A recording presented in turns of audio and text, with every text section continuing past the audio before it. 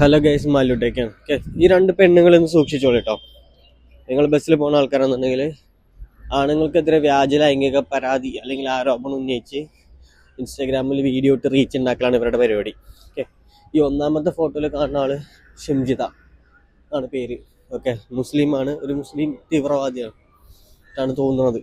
Okay, ഇതിൽ പറയാനുള്ളൊരു കാര്യം എന്താണെന്ന് വെച്ചാൽ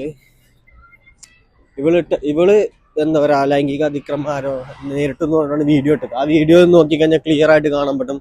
ഇവള് അങ്ങോട്ട് ചെന്ന് അയാളുടെ കയ്യും ഒരതിയിട്ട് ഇവള് സുഖം പിടിക്കണതാണ് എന്നുള്ളത്.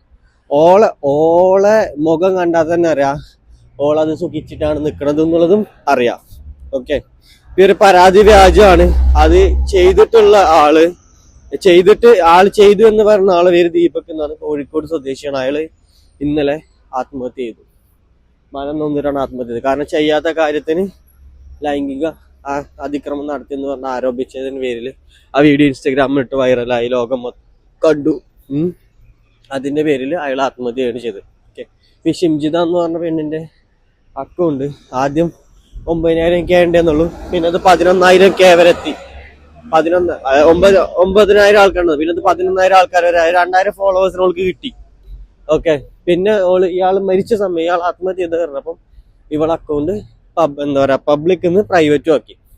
ഓക്കെ, അതായത് വെറൊരു റീച്ചിന് വേണ്ടി മാത്രം ചെയ്ത ഒരു നാടകം, ഒരു വ്യാജ ആരോപണം മാത്രമാണ് ബസ്സിൽ നടന്നത്. ഓക്കെ, ഇവൾ അങ്ങോട്ട് പോയി വരതി സുഖിച്ചതാണത്.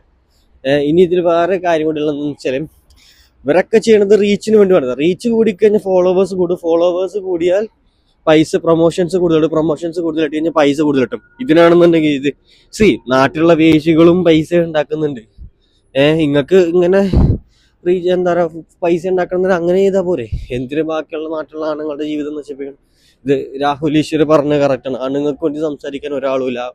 ഓൾ ഇന്ത്യ മെൻസ് അസോസിയേഷൻ വരെ നിർബന്ധമാണ്. ഇല്ലാന്നുണ്ടെങ്കിൽ ഇങ്ങനെയുള്ള പെണ്ണുങ്ങള് വ്യാജാരോപണം നടത്തുള്ളൂ. ഇതേപോലെ തന്നെ രണ്ടാമത് കാണുന്ന ആള് പേര് അബ്സ. ഇവളും ഇതേപോലെ വ്യാജമായിട്ട് ആരോപണം നടത്തി റീച്ച് ഉണ്ടാക്കാൻ നോക്കിയ ആളാണ്. അയാളുടെ ഫേസ് ബ്ലർ ചെയ്തുകൊണ്ട് അയാള് ആരാന്നറിയില്ല, അതുകൊണ്ട് അയാൾ ആത്മഹത്യ ചെയ്തിട്ടില്ല. അത് അറിഞ്ഞിട്ടുണ്ടെങ്കിൽ അയാൾ ആത്മഹത്യ. കാരണം ഇവരൊക്കെ എന്താ പറയാ ഡെയിലി വേജിന് വേണ്ടിയിട്ട് കുടുംബം നോക്കാൻ വേണ്ടി ജീവിക്കുന്ന ആൾക്കാരാ.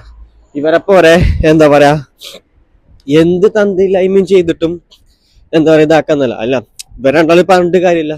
മാന്യമായ കുടുംബത്തിൽ ചെയ്യുക, ഒരു തന്തയ്ക്ക് ജനിക്കണം, അപ്പോളെ നല്ല സ്വഭാവം. ഇത് ഏതെങ്കിലും തെരുവേശികൾക്ക് പിഴച്ചുണ്ടായി കഴിഞ്ഞാൽ ഇമ്മൊരു സ്വഭാവം തന്നെ ഇവരുടെ അടുത്ത് വരുള്ളൂ.